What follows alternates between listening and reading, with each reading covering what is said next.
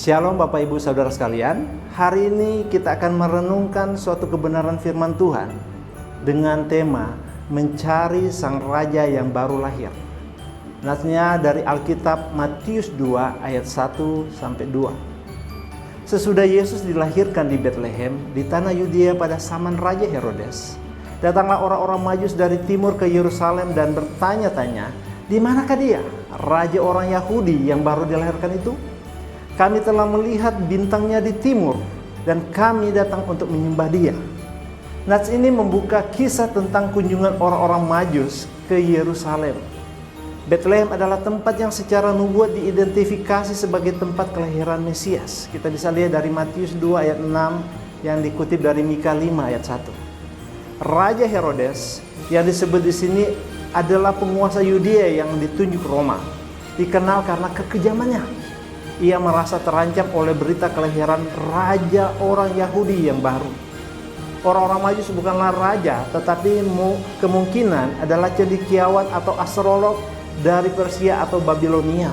Mereka adalah orang-orang asing, non-Yahudi, yang datang dari timur, yang menunjukkan bahwa rencana keselamatan Allah telah meluas melampaui batas-batas Israel sejak awal. Mereka dipimpin oleh bintang yang unik, yang bagi mereka adalah tanda surgawi yang mengumumkan kelahiran seorang penguasa besar.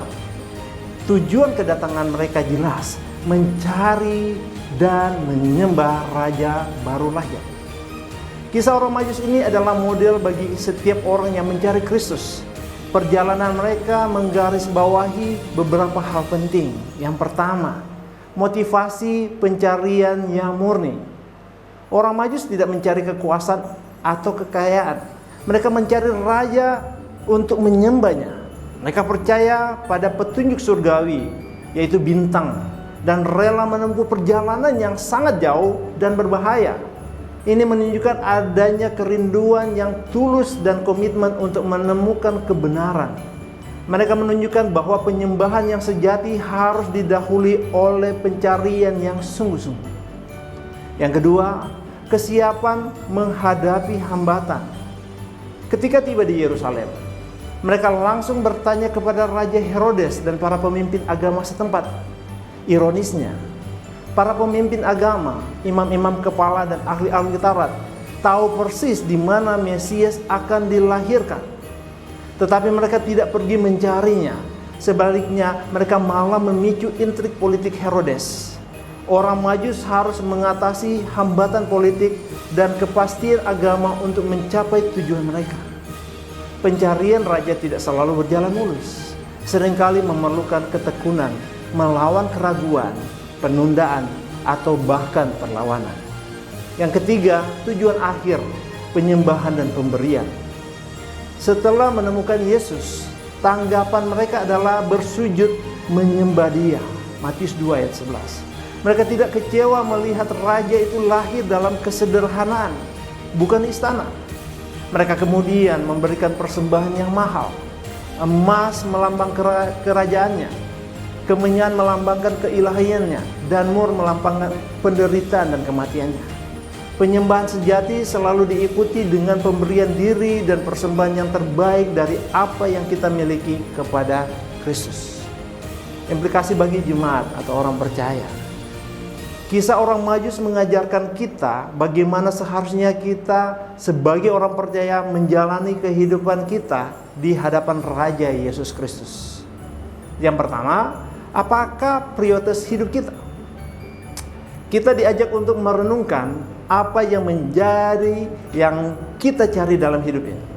Apakah kita menghabiskan waktu, energi, dan sumber daya kita untuk mencari hal-hal duniawi, kenyamanan, kekayaan, pengakuan, atau apakah kita memiliki prioritas tunggal orang Majus, mencari dan menyembah sang raja? Kita harus terus-menerus menyesuaikan kompas hidup kita agar selalu tertuju kepada Kristus.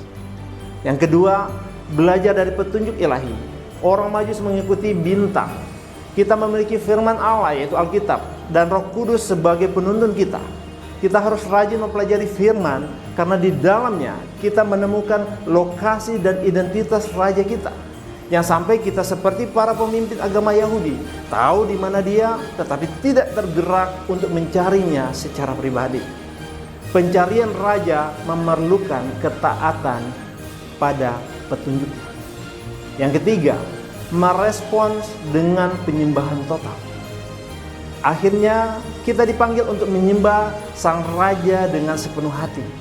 Penyembahan kita tidak hanya terjadi di gereja, tetapi melalui seluruh kehidupan kita.